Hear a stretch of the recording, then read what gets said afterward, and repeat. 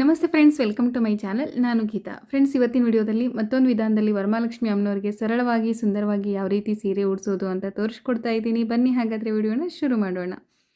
ಮೊದಲು ಸಾರಿನ ಈ ರೀತಿ ಕಂಪ್ಲೀಟಾಗಿ ಓಪನ್ ಮಾಡ್ಕೊಳ್ಳಿ. ಇವಾಗ ಓಪನ್ ಮಾಡ್ಕೊಂಡಾಗ ಸೀರೆಯ ಸೆರಗು ಏನಿದೆ ನೋಡಿ, ಅದರ ಮುಂದ್ಗಡೆ ಈ ರೀತಿ ಬ್ಲೌಸ್ ಪೀಸ್ ಬಂದಿದೆ. ಸೊ ಈ ರೀತಿ ಬ್ಲೌಸ್ ಪೀಸ್ ಬಂದರೆ ಈ ಒಂದು ಡ್ರೇಪಿಂಗ್ ಸ್ಟೈಲ್ಗೆ ಕಟ್ ಮಾಡೋ ಅವಶ್ಯಕತೆ ಇರೋದಿಲ್ಲ. ನಾನು ಹಾಗೇನೆ ಅದನ್ನು ಬಿಟ್ಕೊಳ್ತಾ ಇದ್ದೀನಿ.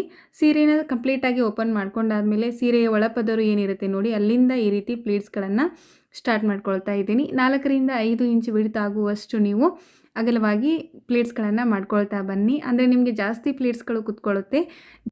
ಪ್ಲೀಟ್ಸ್ಗಳು ಜಾಸ್ತಿ ಆದರೆ ಡ್ರೇಪ್ ಮಾಡಿದಾಗ ನೋಡಲಿಕ್ಕೆ ತುಂಬ ಚೆನ್ನಾಗಿ ಕಾಣಿಸುತ್ತೆ. ಒಂದು 8ರಿಂದ 10 ಪ್ಲೀಟ್ಸ್ಗಳಾದಮೇಲೆ ನಿಮಗೆ ಹಿಡಿಲಿಕ್ಕೆ ಕಷ್ಟ ಆಗುತ್ತೆ ಅನ್ನೋದಾದರೆ ಈ ರೀತಿ ಅದನ್ನು ಪ್ಲೀಟ್ಸ್ ಮಾಡ್ಕೊಳ್ಳೋದನ್ನು ಸ್ಟಾಪ್ ಮಾಡಿ ಫಸ್ಟು ಪ್ಲೀಟ್ಸ್ಗಳನ್ನು ಅರೇಂಜ್ ಮಾಡ್ಕೊಂಡ್ಬಿಟ್ಟು ಅಲ್ಲಿ ಒಂದು ಬಟ್ಟೆ ಕ್ಲಿಪ್ಪಿಂದ ಈ ರೀತಿ ಸೆಕ್ಯೂರ್ ಮಾಡ್ಕೊಳ್ಳಿ.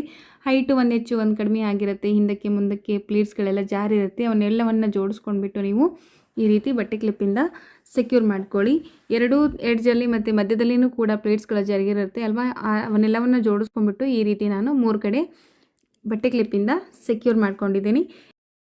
ಇವಾಗ ಮತ್ತೆ ಪ್ಲೀಟ್ಸ್ಗಳನ್ನು ಕಂಟಿನ್ಯೂ ಮಾಡ್ಕೊಳ್ತಾ ಇದ್ದೀನಿ. ಎಲ್ಲಿವರೆಗೂ ಸೆಂಟರ್ ಪ್ಲೀಟ್ಸ್ಗಳನ್ನು ಮಾಡ್ಕೋಬೇಕು ಅಂದರೆ ನಮಗೆ ಸೆರಗಿಗೆ ಎಷ್ಟು ಉದ್ದ ಬೇಕು ನೋಡಿ ಅಷ್ಟು ಉದ್ದವನ್ನು ಬಿಟ್ಕೊಂಡ್ಬಿಟ್ಟು ಅಲ್ಲಿವರೆಗೂ ಈ ರೀತಿಯಾಗಿ ನೀವು ಸೆಂಟರ್ ಪ್ಲೀಟ್ಸ್ಗಳನ್ನು ಮಾಡ್ಕೊಳ್ಳಿ. ಅದಾದಮೇಲೆ ಮತ್ತೆ ಅರೇಂಜ್ ಮಾಡ್ಕೊಂಡ್ಬಿಟ್ಟು ಬಟ್ಟೆ ಕ್ಲಿಪ್ಪಿಂದ ಸೆಕ್ಯೂರ್ ಮಾಡ್ಕೊಳ್ಳಿ. ಸುಮಾರು ವರ್ಷಗಳಿಂದ ನಾನು ವರಮಹಾಲಕ್ಷ್ಮಿ ಸ್ಯಾರಿ ಡ್ರೇಪಿಂಗ್ ವಿಡಿಯೋಗಳನ್ನು ನನ್ನ ಚಾನಲಲ್ಲಿ ಅಪ್ಲೋಡ್ ಮಾಡ್ತಾ ಇದ್ದೀನಿ. ತುಂಬಾ ಇಷ್ಟಪಟ್ಟಿದ್ದೀರಾ ನಿಮಗೂ ಕೂಡ. ನೀವೇನೋ ಹೊಸಬರಿದ್ದೀರಾ, ನೀವು ಆ ವಿಡಿಯೋಗಳು ಬೇಕು ಅನ್ನೋದಾದರೆ ಒಂದ್ಸಲ ನನ್ನ ಚಾನಲ್ಗೆ ವಿಸಿಟ್ ಮಾಡಿ ಅಲ್ಲಿ ಅಪ್ಲೋಡ್ ಮಾಡಿರುವಂತಹ ಎಲ್ಲ ವಿಡಿಯೋಗಳನ್ನು ನೋಡಿ ಅಂತ ಹೇಳ್ತಾ ಇದ್ದೀನಿ. ನೆಕ್ಸ್ಟ್ ಇವಾಗ ಈ ರೀತಿ ಅರೇಂಜ್ ಮಾಡ್ಕೊಂಡಾದಮೇಲೆ ಸೆಂಟರ್ ಪ್ಲೀಟ್ಸ್ಗಳು ರೆಡಿಯಾಗಿದೆ. ಇವಾಗ ಸೆರಗನ್ನು ರೆಡಿ ಮಾಡ್ಕೊಳ್ಳೋಣ. ಸೆರಗನ್ನು ಈ ರೀತಿ ಕಂಪ್ಲೀಟಾಗಿ ಓಪನ್ ಮಾಡ್ಕೊಂಡ್ಬಿಟ್ಟು ನಿಮಗೆ ಮೇನ್ ಪ್ಲೀಟ್ ಎಷ್ಟು ಬೇಕೋ ನೋಡು ಅದನ್ನು 4ರಿಂದ 6 ಇಂಚ್ ವಿಡ್ತಾಗುವಷ್ಟು ಪ್ಲೀಟ್ಗಳನ್ನು ಅಗಲವಾಗಿ ಮಾಡ್ಕೊಂಡ್ಬಿಟ್ಟು ಈ ರೀತಿ ಪ್ಲೀಟ್ಸ್ಗಳನ್ನು ಮಾಡ್ಕೊಳ್ಳಿ. ನೀವು ಕೋಲ್ ಸ್ವಲ್ಪ ಉದ್ದ ಇರೋದು ಕಟ್ಟಿದ್ದೀರಾ ಅಂದರೆ ಪ್ಲೀಟ್ಸ್ಗಳನ್ನು ದೊಡ್ಡದು ಮಾಡ್ಕೊಳ್ಳಿ. ಕೋಲ್ ಚಿಕ್ಕದು ಕಟ್ಟಿದ್ದೀರಾ, ಜಾಸ್ತಿ ಉದ್ದ ಇಲ್ಲ ಅನ್ನೋದ್ರೆ ನೀವು ಪ್ಲೀಟ್ಸ್ಗಳ ವಿಡ್ತ್ ಏನಿದೆ ನೋಡಿ ಅದನ್ನು ಚಿಕ್ಕದಾಗಿ ಮಾಡ್ಕೊಳ್ಳಿ. ಚಿಕ್ಕದಾಗಿ ಮಾಡಿಕೊಂಡ್ರೆ ನಿಮಗೆ 7ರಿಂದ 8 ಪ್ಲೀಟ್ಸ್ಗಳು ಕೂತ್ಕೊಳ್ಳುತ್ತೆ. ದೊಡ್ಡ ಪ್ಲೀಟ್ಸ್ಗಳನ್ನು ಮಾಡಿಕೊಂಡ್ರೆ 5ರಿಂದ 6 ಪ್ಲೀಟ್ಸ್ಗಳು ಕೂತ್ಕೊಳ್ಳುತ್ತೆ. ನನ್ನ ಕೋಲು ಸ್ವಲ್ಪ ಉದ್ದ ಇರೋದ್ರಿಂದ ಈ ರೀತಿ ದೊಡ್ಡದಾಗಿ ಪ್ಲೀಟ್ಸ್ಗಳನ್ನು ಮಾಡ್ಕೊಳ್ತಾ ಇದ್ದೀನಿ. 2.5ರಿಂದ 3 ಮೊಳ ಆಗುವಷ್ಟು ನಾನಿಲ್ಲಿ ಸೆರಗನ್ನು ಈ ರೀತಿಯಾಗಿ ರೆಡಿ ಮಾಡ್ಕೊಂಡ್ಬಿಟ್ಟು ಅಲ್ಲಿ ಈ ರೀತಿ ಸೇಫ್ಟಿ ಪಿನ್ನಿಂದ ಸೆಕ್ಯೂರ್ ಮಾಡ್ಕೊಂಡಿದ್ದೀನಿ. ಇವಾಗ ನೋಡಿ ಸೆರಗೂ ರೆಡಿಯಾಗಿದೆ, ಈ ಕಡೆ ಸೆಂಟರ್ ಪ್ಲೀಟ್ಸು ರೆಡಿಯಾಗಿದೆ. ಇದನ್ನು ಈ ರೀತಿಯಾಗಿ ನಾನು ಫೋಲ್ಡಿಂಗನ್ನು ಮಾಡ್ಕೊಳ್ತಾ ಇದ್ದೀನಿ. ಸಾರಿಯನ್ನು ಯಾವ ರೀತಿ ಪ್ರಿಪ್ಲೇಟ್ ಮಾಡಿಟ್ಕೊಳ್ಳೋದು ಅಂತ ನಾನು ಆಲ್ರೆಡಿ ವಿಡಿಯೋ ಮಾಡಿದ್ದೀನಿ, ನನ್ನ ಚಾನಲಲ್ಲಿ ಇರುತ್ತೆ, ಬೇಕಿದ್ರೆ ನೀವು ಚೆಕ್ ಮಾಡ್ಕೋಬೋದು. ಇವಾಗ ಸಾರಿ ರೆಡಿಯಾಗಿದೆ. ಇವಾಗ ಯಾವ ರೀತಿ ಡ್ರೇಪ್ ಮಾಡೋದು ಅಂತ ನೋಡೋಣ. ಮೊದಲು ಈ ಕಡೆ ನಾನು ಇಲ್ಲಿ ಒಂದು ಪೀಠನ ಇಟ್ಕೊಳ್ತಾ ಇದ್ದೀನಿ. ಇದ್ರ ಮೇಲ್ಗಡೆ ನೀವು ರಂಗೋಲಿನ ಅರಿಶಿನ ಕುಂಕುಮ ಹಾಕ್ಕೊಂಡ್ಬಿಟ್ಟು ಇದ್ರ ಮೇಲ್ಗಡೆ ಇನ್ನೊಂದು ಚಿಕ್ಕದಾಗಿರೋ ಒಂದು ಪೀಠನ ಇಟ್ಕೊಂಡ್ಬಿಟ್ಟು ಇದ್ರ ಮೇಲೇನೂ ಸ್ವಲ್ಪ ಅರಿಶಿನ ಕುಂಕುಮ ಹಾಕ್ಕೊಂಡ್ಬಿಟ್ಟು ನಾನು ಇದ್ರ ಮೇಲ್ಗಡೆ ಒಂದು ತಟ್ಟೆ ಇಟ್ಕೊಳ್ತಾ ಇದ್ದೀನಿ. ಅದರಲ್ಲಿ ಅಕ್ಕಿನ ಹಾಕ್ಕೊಂಡಿದ್ದೀನಿ. ಒಂದು ಬಿಂದಿಗೆಗೆ ಕೋಲನ್ನು ಕಟ್ಕೊಂಡ್ಬಿಟ್ಟು ಅದಕ್ಕೆ ನೀರನ್ನು ಹಾಕ್ಕೊಂಡ್ಬಿಟ್ಟು ಈ ರೀತಿ ಇಟ್ಕೊಂಡಿದ್ದೀನಿ. ಫಸ್ಟು ಸೀರೆನ ತೊಗೊಂಡ್ಬಿಟ್ಟು ಹಿಂದೆ ಸೆರಗನ್ನು ಈ ರೀತಿಯಾಗಿ ಇಟ್ಕೊಳ್ಳಿ. ಅದಾದಮೇಲೆ ನಾವು ಪ್ಲೀಟ್ಸ್ ಏನು ಮಾಡಿರ್ತೀವಿ ನೋಡಿ ಅವು ಕೆಳಮುಖವಾಗಿ ಬರಬೇಕು. ಆ ರೀತಿ ನೀವು ಹಿಂದ್ಗಡೆಯಿಂದ ತೊಗೊಂಡ್ಬಿಟ್ಟು ಕೋಲ್ ಮೇಲ್ಗಡೆ ಬರೋ ಹಾಗೆ ಈ ರೀತಿಯಾಗಿ ಹಾಕ್ಕೊಳ್ಳಿ. ನೋಡಿ ಪ್ಲೀಟ್ಸ್ಗಳ ಮುಖ ಏನಿದೆ ನೋಡಿ ಅದು ಕೆಳಮುಖವಾಗಿದೆ. ಸೆರಗಿಗೆ ಅಟ್ಯಾಚ್ ಇರುವಂತಹ ಪಾರ್ಟ್ ಏನಿದೆ ನೋಡಿ ಅದು ಈ ರೀತಿ ಮೇಲ್ಗಡೆ ಬಂದಿದೆ. ಈ ರೀತಿ ಹಾಕ್ಕೊಂಡಾದಮೇಲೆ ಎರಡನ್ನೂ ಸೇರಿಸಿ ಹೈಟ್ ಕರೆಕ್ಟಾಗಿ ಬರೋ ರೀತಿ ನೀವು ಕರೆಕ್ಟಾಗಿ ನೋಡ್ಕೊಂಡ್ಬಿಟ್ಟು ಅಲ್ಲಿ ಹಾಕಿರುವಂತಹ ಬಟ್ಟೆ ಕ್ಲಿಪ್ಗಳನ್ನು ಈ ರೀತಿ ಓಪನ್ ಮಾಡ್ಕೊಂಡ್ಬಿಟ್ಟು ಫಸ್ಟ್ ಕೋಲ್ ಮೇಲೆ ಬಂದಿರುವಂಥ ಪಾರ್ಟ್ ಏನಿದೆ ನೋಡಿ ಅದನ್ನು ಈ ರೀತಿ ಬಾರ್ಡರ್ಗೆ ಕರೆಕ್ಟಾಗಿ ಬರಬೇಕು. ಆ ರೀತಿಯಾಗಿ ಅಡ್ಜಸ್ಟ್ ಮಾಡ್ಕೊಳ್ಳಿ. ಅದು ಒಂಥರ ಕೈ ರೀತಿ ಕಾಣಬೇಕು ಬಾರ್ಡ್ರಲ್ಲಿ. ಆ ರೀತಿ ಬಂದಾಗ ಚೆನ್ನಾಗಿ ಕಾಣಿಸುತ್ತೆ ನೋಡಿ. ಎರಡೂ ಕಡೆಯೂ ಕೂಡ ಬಾರ್ಡ್ರನ್ನು ಈ ರೀತಿ ಮೇಲ್ಗಡೆ ಹಾಕ್ಕೊಂಡ್ಬಿಟ್ಟು ಇವಾಗ ಮಧ್ಯದಲ್ಲಿ ಇರುವಂತಹ ಫಸ್ಟ್ ಪ್ಲೀಟ್ ಬಂದಿರುತ್ತೆ ನೋಡಿ ಹಿಂದ್ಗಡೆಯಿಂದ ಅದನ್ನು ಎರಡನ್ನೂ ಸೇರಿಸಿ ಫಸ್ಟು ಅಲ್ಲಿ ಒಂದು ಪಿನ್ನನ್ನು ಹಾಕ್ಕೊಳ್ಳಿ. ಈ ರೀತಿ ಎರಡನ್ನೂ ಸೇರಿಸಿ ಮೇಲ್ಗಡೆ ಒಂದು ಕೆಳಗಡೆ ಒಂದು ಪಿನ್ನನ್ನು ಹಾಕ್ಕೊಳ್ಳಿ. ಇದೇ ಒಂದು ಪ್ಯಾಟರ್ನಲ್ಲಿ ನಾನು ಆಲ್ರೆಡಿ 2ರಿಂದ 3 ವಿಡಿಯೋಗಳನ್ನು ಅಪ್ಲೋಡ್ ಮಾಡಿದ್ದೀನಿ. ನನ್ನ ಚಾನಲಿದೆ, ವಿಸಿಟ್ ಮಾಡಿ ಬೇಕಿದ್ದರೆ ನೋಡಿ. ಇವಾಗ 2 ಪಿನ್ನನ್ನು ಹಾಕ್ಕೊಂಡಾದಮೇಲೆ ಪ್ಲೀಟ್ಸ್ಗಳನ್ನು ರೆಡಿ ಮಾಡ್ಕೊಳ್ಳೋಣ.